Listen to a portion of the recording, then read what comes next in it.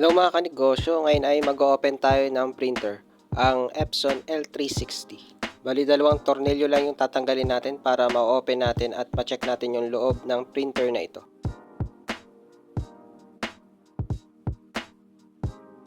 Itagilid nyo lang yung printer. Tapos may tornilyo dyan sa gilid. Tanggalin nyo lang gamit yung screwdriver.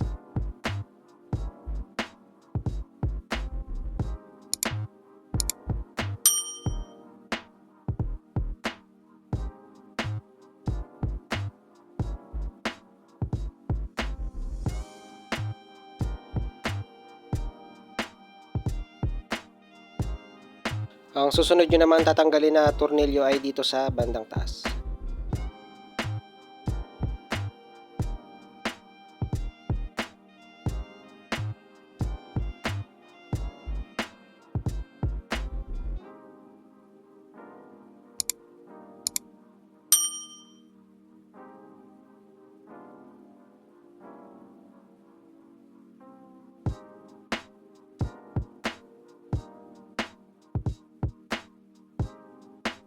Tanggalin din natin itong nasa loob.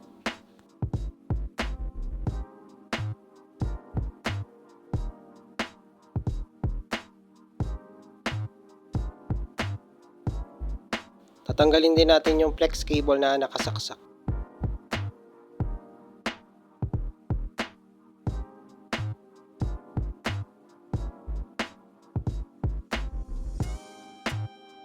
At kapag natanggal na ay pwede nang tanggalin yung scanner.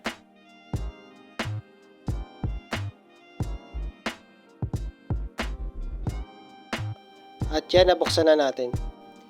Pwede na natin i-check yung loob ng printer.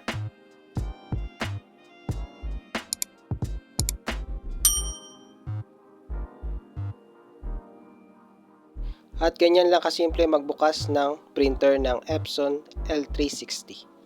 Bali hanggang dito na lang mga kanegosyo, pa-like, subscribe at hit mo na rin ang notification bell para updated ka palagi sa mga video na i-upload ko na may kinalaman sa printing business. Thank you!